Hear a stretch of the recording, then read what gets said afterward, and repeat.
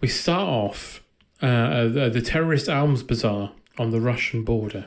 And it looks like a car boot sale as well, which is disappointing. It does look like a car boot sale. I think it was filmed in Port Talbot. Was it? Yes. I thought I saw myself in the background there. But basically, the key fact here is that all the world's terrorists are there to buy weapons, which isn't how it works. It's 1997. They would have been an online thing. You haven't got to wander around. No. You can get mail order these days. Exactly. It's not the fucking Boat of the Year show. I just come here to network. That's the weird thing. That's I probably golf what with it is. everyone here. Yeah. I mean, that's what it is. And then and minutes later, Bond murders them all. I only came here because I fancy Sharon from Accounts. It's not Accounts, Al-Qaeda. Sorry, Sorry. Sharon from Al-Qaeda. They're watching all this back on a feed, and Admiral Roebuck is played by Jeffrey Palmer. He says, "Thank you, Emma, I've seen enough. Send in the missile." And then White Knight, who's their agent there, he comes on the phone and says, "Hang on, there's something happening." And Colin Salmon's like, "Just get out of there. We're sending a missile." And then he says, "Yes, I can see the plane. What about it?" And the truck reverses and the plane's loaded with nuclear warheads. And Jeffrey Palmer says, "I take it that's bad," or something like that. And then Terence Rigby, because he's playing a Russian, that will make Chernobyl look like a picnic. Well, it wouldn't. No, it wouldn't. But they press the button to detonate, to destroy the missile. It's out of range. They can't do it. So they're all panicking. Ah! And then we cut to a scene of a man smoking. It looks like a big fat doobie, Dan. Well, yes, it does. It looks like a big Camberwell carrot. It's the Camberwell carrot. And he gets it lit by a stranger. And we get lovely Pierce thump him and then say, "Filthy habit." Wait, did Timothy Dalton smoke as Bond? Oh, yeah, like a chimney. Pierce wasn't the first non-smoking That's right. Bond. Really? Yeah. All I do is praise the Lord up above for letting me walk. Jimmy Bond in the thing? Jimmy Bond in Casino Royale. Yeah. That's Woody Allen. He's got a different filthy habit. Yeah, okay, fine. He knocks out the pilot of the plane, who for some reason is in the back seat. Having a wank. That's what it was. So Bond gets in that plane and then he uses the guns and the bombs from the plane to just fucking decimate the entire area.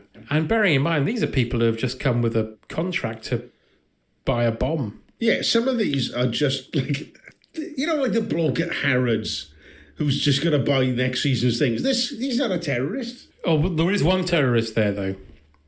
Gupta. Oh, yeah, okay. Played by Ricky Jay, who snuck away with a GPS encoder, which looks like when you buy a necklace for a lady. But he is played by Ricky Jay, who... He never really strikes me as an actor, which I know he's not. He's a magician, but he always has... Yeah. He almost feels like a celebrity turned in a non-actor role. Yeah, he's a bit like if Paul Daniels was in this. Another plane's chasing him as he takes off because the missile's like seconds away from landing and detonating. Yeah. And then we get the oh my God, James Bond's going to die situation where there's a huge wall of flame. His plane comes out. Wow, at the last second. I forgot you did the Foley on this film. Yeah, I did, yeah. And he's driving away in his plane. He's driving, I don't know. But the pilot, who's having a wank in the back seat, wakes up and throws the cord around his neck and starts throttling him. And Pierce Brosnan does his patented choke acting. Yes. Where he every time he gets choked, there's the same look, and so he is being throttled by a Russian in this, and it's the exact same acting he does when he is in Mrs. Doubtfire and he's accidentally eating some cayenne. Yes, you're right, because he's allergic to it. Yeah. Yes, he is. He's doing proper... But luckily for him, he's managed to dodge some heat-seeking missiles by using the joystick with his legs. Yeah. But luckily, he's ended up below the plane that's chasing him. So he has a great idea, Dan. Oh, no, he doesn't, does he? He does. Well, he launches the ejector seat of the back seat guy into the plane above. And then the plane explodes. How does it explode? I'm guessing the guy in the back seat... He's not into your autoerotic asphyxiation. No. He likes to masturbate with a live hand grenade in his left hand. Well, so you got to finish before the grenade goes off. Yeah. And go back to HQ because they all think he's died. And he says, "White Knight to Rook. Where does the Admiral want his missiles delivered?" Actually, that's a really good point. Where are you supposed to land us?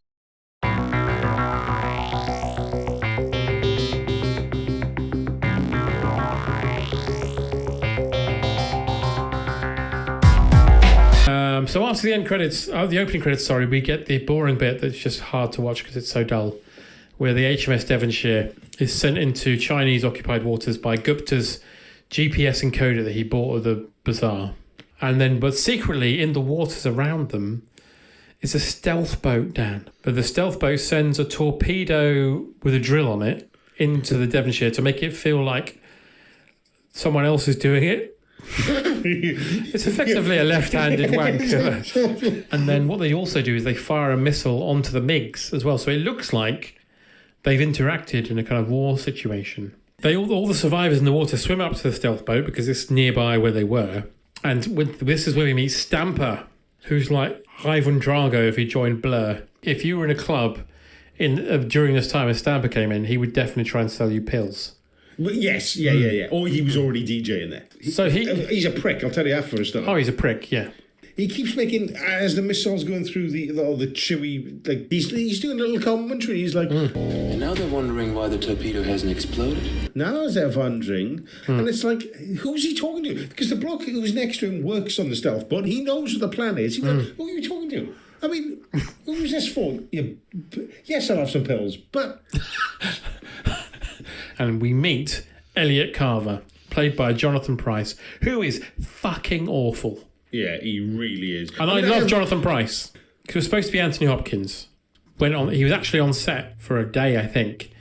And he was so mad in terms of the script changing every 5 minutes. He said, this isn't for me. I cannot play this role anymore. I'm so sorry. I don't know what the casting process was, but they eventually settled on Jonathan Pryce, who on paper you'd think would make a great Bond villain. And he still could, that's the thing. He wasn't good for this part. And he's not helped by a terrible script. It's a terrible script, not just the dialogue. Awful, yeah. He's the head of a multinational corporation. He can't be doing this in the middle of the night. No.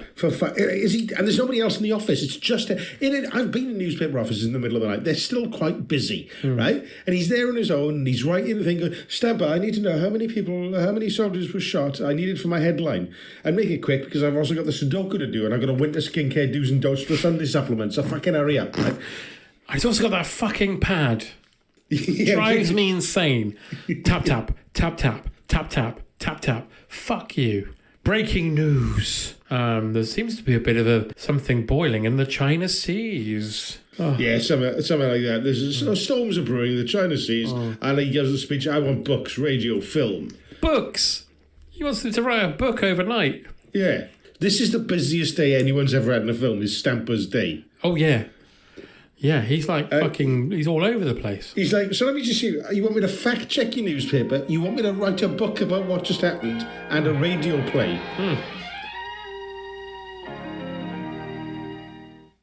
But then we get the British Minister of Defence, played by Julian Fellows. He's meeting with Roebuck and M about this particular incident. And then Moneypenny calls Bond, who's in Oxford, having it off with Brian Adams' wife. Or girlfriend. Is that Brian Adams' wife? She was a Swedish model, I believe. Danish, I beg your pardon. She's Danish, which I know she's Danish in the thing, because he does, I'm just brushing up on a little Danish. He's fucking a pastry. Yeah. We're paying him, and he's wanking into a pastry. But yeah, so he has to come back, and he comes back and says, this is in the newspaper about this conflict, but it also mentions how many people were killed and what ammunition was used to kill them. And then Julian Fellows says to Geoffrey Palmer, did you leak this? And Palmer goes, no. Which is when they should all stop and go, well, Elliot Carver's done this, hasn't he? He definitely did it then. That's exactly. He goes, it is so incredibly obvious. Well, we better go and check. But, if you've got 48 hours, otherwise we're just going to blow up the Chinese. Or you could not do that because he definitely done it. But that's how we leave it, as you say. Julian Fellows says, send in the fleet. You've got 48 hours to investigate. M says to Bond, the GPS signal came from a Carver satellite. Yeah, it's starting to mount up the evidence here, isn't it? Yeah. But she says, basically, we need more proof. No, you don't. You don't. I mean, you've got enough there. But so he's in the car with him, and she says, well, we need you. We know that Carver is married to a woman that you used to go out with. Yeah, but most people are, innit? And he winks. Yeah, innit? And she says, we want you to pump her for information. And then Money Penny turns around and says, with your cock, like. Yeah. So he goes to Hamburg, and when he lands at the airport, he meets Q, who this point looks like Jim Henson puppet. He looks so bad. He looks like Hoggle from the Labyrinth. He does. I have, bless him and everything, but he was, and I'm glad he was still getting some work, but he was late 80s at this point, mid 80s at this point. Yeah, something like that. Yeah, it had become that point was, you know, the year Muhammad Ali turned up at the Oscars? Yeah. And everyone was like, yay! And then they're like, oh, it's sad, actually, isn't it? Yeah. It's like that, but every 2 years with Desmond Llewellyn. Definitely. It's like when they bring a killer whale out of SeaWorld. Yay! Oh, its fins really fucking floppy. It looks really miserable. I think he's got milky eyes. I mean, you know, whales can get milky eyes. The thing that is sadder and old manish than Q in this is the car that Q then gives to Bond. Fuck's sake. Which is a granddad's car. It's a fucking businessman's business car. Yeah, he looks like he's gone from Aston Martin DB7 to a thing that looks like a manager a Nat West would drive. Yes. Yeah, You know, but it looks like something Partridge would drive. Exactly. It's I'd so love if boring. in the next film Bond pulls up and it just says "Cockpiss Bond" on the side. Good car. Good car. Very good car. But yeah. So mobile phone, but the mobile phone's also got two things it can do. It can electrocute people. Three things, sorry. This is like Spanish Inquisition. It can electrocute people, it's a fingerprint scanner, and it can control the car via remote control. So Q does it, but of course it shunts back and forwards because he's an old gid.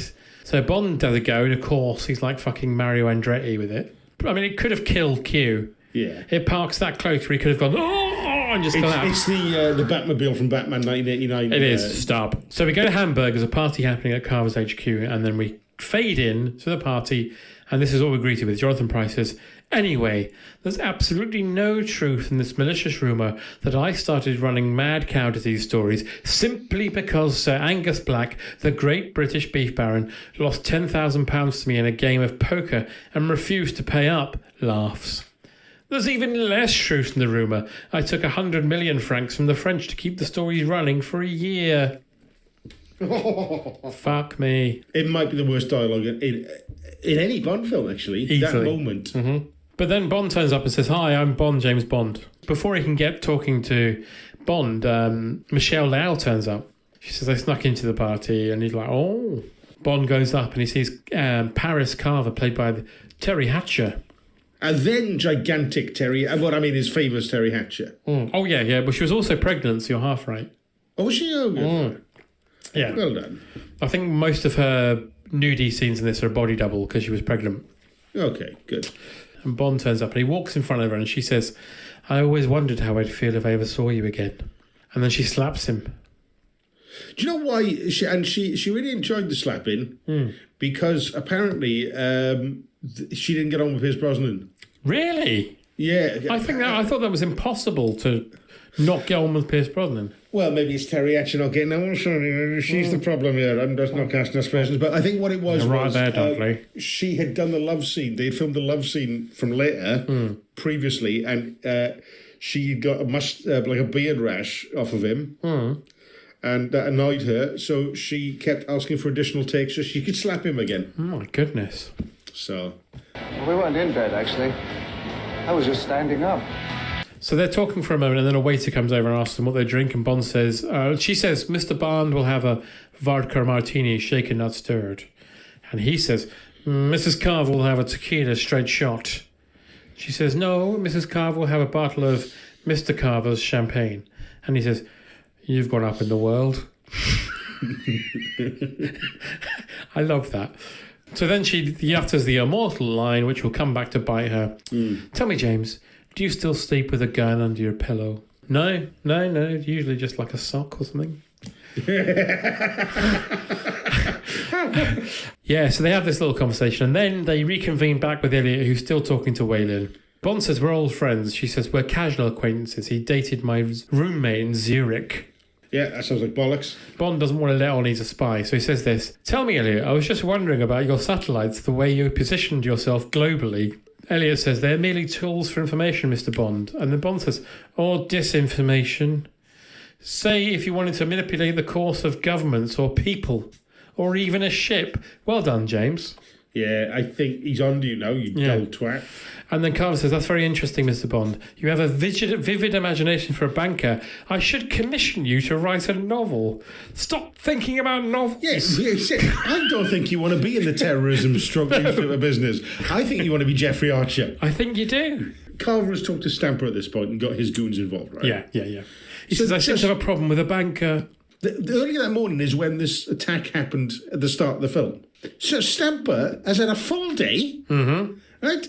I looked it up. It's a 16.5-hour flight, right, from Vietnam to Hamburg, right? He's had a full day. He looks great, to be fair, but he's at a party having people beaten up. It's like, this seems like a bad place to work. But he doesn't have to get involved with Bond because Bond easily overpowers all these fellas. Carver's doing a speech to the world. Oh, God. You can't turn off an international podcast because you found the button that says upstairs lights. No. Right? No. Right?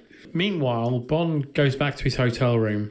He's sat there with pure vodka. She comes in and he says, I was curious who Carver would send. So basically, you don't know she's the one who's going to come. In all likelihood, probably going to send a SWAT team on you. You thought the best idea was to sit there and get a bit pissed. But then while Bond is having it off with Paris, they start snogging. Gupta shows Carver the CCTV where she says, tell me, James, do you still sleep with a gun under your pillow? Yeah. And then Carver turns to Gupta and says, I think we should set an appointment for my wife with the doctor. Bond goes to the newspaper factory. Oh. And then you get... I quite like the joke where he fights that guard and he pushes him over and he lands in the newspaper press and it goes red. They'll print anything these days. So he goes in and then he goes up to Gupta's office. And outside is a satellite, an actual satellite. I know. Yeah. And he says to one of his guards, you break it, you buy it. It's worth $50 million. But the thing is, the satellite's in there, but we see all four walls. There's not a big enough door to get in through. Absolutely no way. Why didn't you you know what? We should have built this outside, guys. So he watches Gupta and his men leave, and then Bond goes in Gupta's office. And I'm thinking, watching this doesn't feel like Gupta's office. No. It's so clean.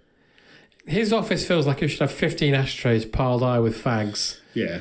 But in his safe, along with the heroin and the jazz mags, is the GPS encoder, which Bond pinches, meets Wei Lin, who, for some fucking reason, has decided to break in at the same time in this black suit. Yeah. Like she's Emma Peel. And then when they're escaping, Bond's being shot at by blokes with machine guns, but she's walking down the side. And waving on a line, purely, basically a sitting target for machine guns. So I don't understand how no one's seen it. But Bond manages to get out, get back into his businessman's car. He puts the GPS encoder in the glove box, like any professional businessman would. Drives back to his hotel, but when he gets there, Paris is dead. Oh, I forgot about this. Now, I thought this was quite a clever gag, but actually it's stupid as fuck. So when he gets in on the news, it's saying she was found murdered. Also, there was a man found next to her, and that's when he looks up. But I thought that was live broadcast, but then we find out saying later that it's actually a VHS tape. Yeah. What kind of news anchor is working for this person who is doing speculative news reports? I bet Murdoch does it all the time. I won't hear a word said against that man. No, absolutely.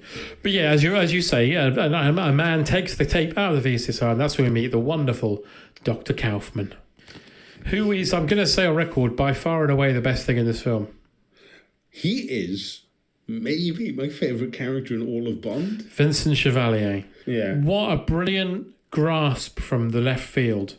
Yeah. Is Vincent Chevalier to play Dr. Kaufman. All of Stamper's men are trying to get into the BMW with sledgehammers and all sorts, but it's impenetrable.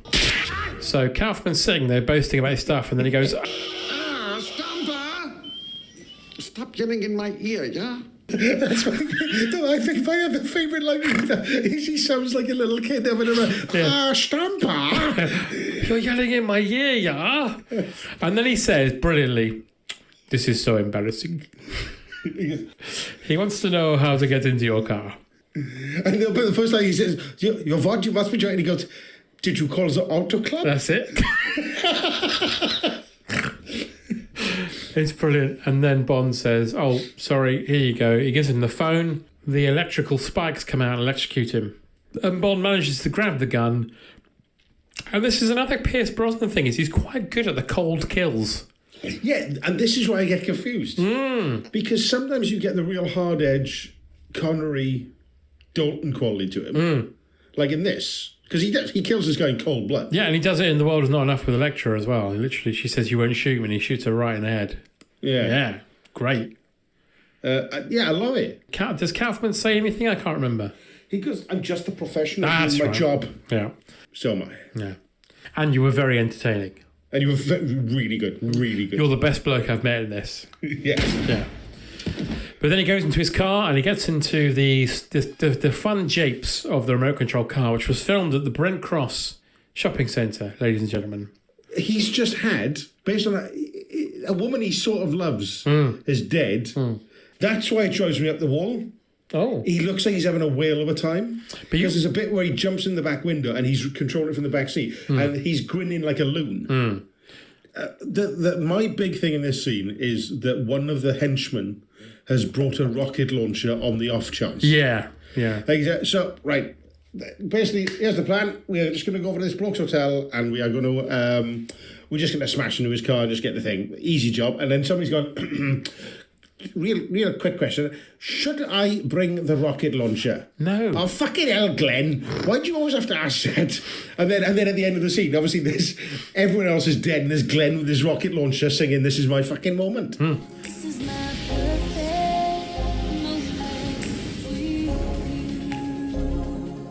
But he gets away and he drives the car out of the car park into a branch of Avis, presumably killing 5 people. Yeah.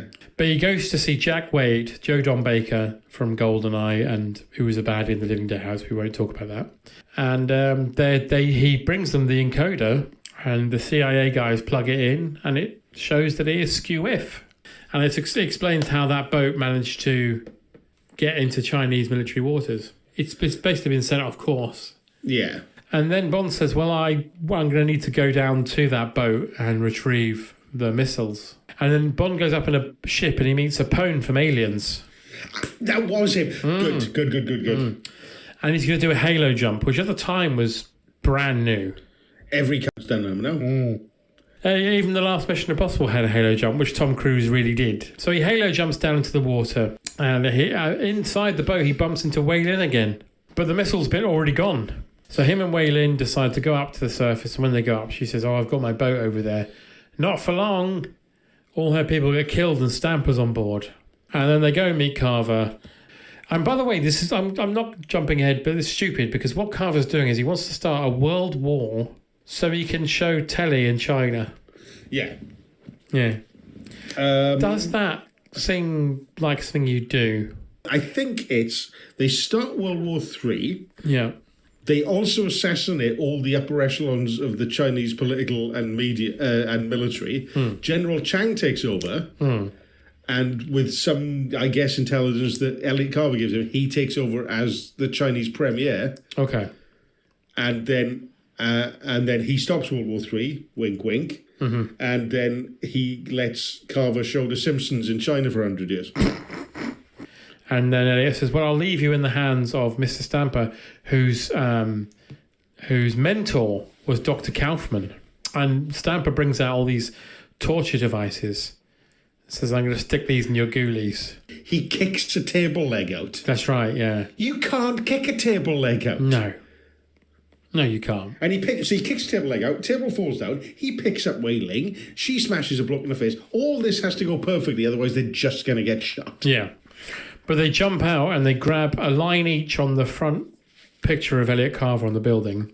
Yeah, this is quite cool. I like it. Yeah, they slide down, they get down to the ground and they get on a BMW motorbike, which of course everyone loves a BMW motorbike.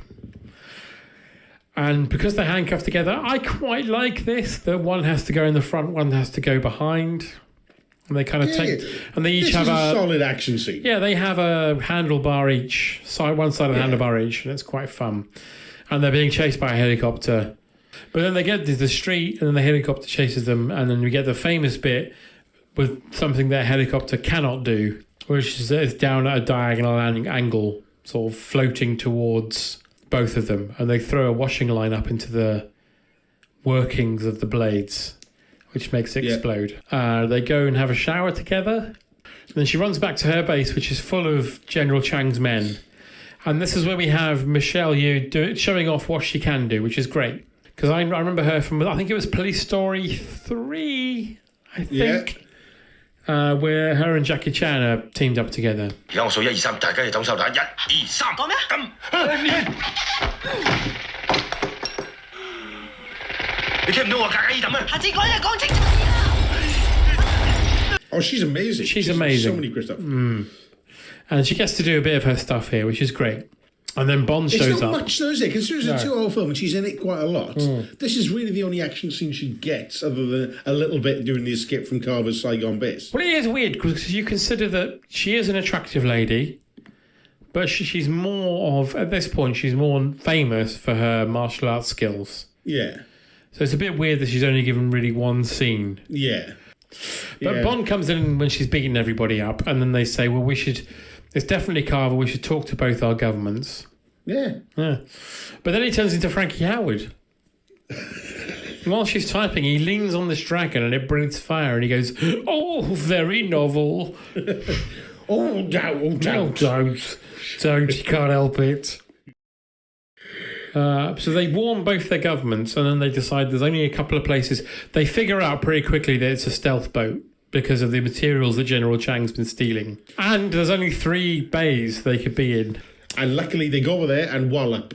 Yep. And they find that they go into this bay, and then they come across the stealth boat. And luckily she's in the Chinese Secret Service, so she's got pretty much all the same gadgets and gear that he's got, but they're slightly different. Always been a fan of Chinese technology. And then after a bit, they're laying mines on there, but Wei Ling gets caught. I don't mean they're having a shit. It's a good thing we found this stealth boat. I'm fucking busted. I'm prairie dogging, James. Wei Ling gets caught because he's a stupid woman, Dan, not a karate woman. Oh, I know. Oh, God.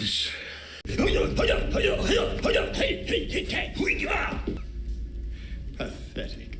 He turns into Brent for a second. He totally does. Pathetic. Spot on. He's David Brent. He's the David Brent of Bond villains. Oh, he looks like a history teacher who tries to fuck all the first years. Oh yeah, definitely big energy. For that. I just want to be clear. In university, I don't mean secondary school. So Wei Lin's brought before Carver, and Bond's kind of sneaks into the boat, and he's hiding in the rafters, and he's got his watch that he got from Wei Lin, which is the exact same watch he uses, but in Chinese. And it's got a detonator in the bit where you wind it. I thought it always exploded. I think the one he had made dresses fall off. Imagine if he gets there and goes, right, I'll just turn this knob to turn the detonator on, then Wei Lin's clothes fall off. But no, he puts a detonator he puts it into a small bottle with a grenade. He puts it into a mason's jar that's just lying around this military. With a grenade without a pin, which of course he learned from the guy at the beginning he was masturbating with one. Yeah. So that's actually Chekhov's grenade. Chekhov's wank grenade. And he goes and gets Gupta. And he brings Gupta before Carver with a gun to his head and says, let Wei Lin go or I'll kill Gupta. And then Carver says, is everything ready? And Gupta says, all you have to do is press the button. So Carver shoots Gupta. So Bond's got nothing. Yeah. But then he detonates his grenade, which happily is next to loads of tanks full of petrol. Then Bond blows a hole. All the Chinese turn happy hunting. They start firing on Carver's boat, and then Wei Lin goes to the engine room to kill the boat's engine, so it stops so they can fire on it. And then Bond has a confrontation with Elliot Carver in a room, which is so saggy and disinteresting because Carver has no threat whatsoever. Carver, you can't win. The British and Chinese navies are closing in as we speak. Your heroic attempts are pathetic. Kill him! It's pathetic. It's absolutely pathetic. And Bond kills him with his own drill. And he has plenty of time to escape. Easily. He just stands there for a minute going, ah! Yeah. Twat. And then Bond goes out to find Wei Lin, but she's been caught again by Herr Stamper. She can definitely beat the shit out of this. Easily. But she gets dropped under the water and Bond's given an ultimatum about how, you must... Because the rocket's going to sail. This is what I don't understand, is even after they're discovered by both navies, the Chinese and the English, Carver's like, still fire the missile. Why? Yeah, it doesn't make any sense. It makes no sense. Your plan's failed. Will you fire the missile? They'll know it's you. They won't think it won't start a war. The headline next day will be, our dickhead owner fired a missile into China.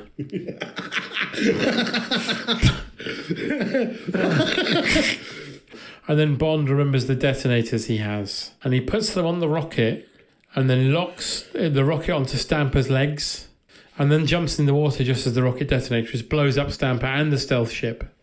And Bond goes down and gets Wei Lin and kisses her to give her oxygen. Yeah. I don't know why he fingers her. Well, that's completely unnecessary. So they're fine, and they come up to the surface, and then there's a big warship saying, I quite like this. It's a throwback to old Bond. You're like, Commander Bond, Wei Lin, where are you? And he's like, we're going to stay undercover. So there we go. There's Tomorrow Never Dies. Yeah.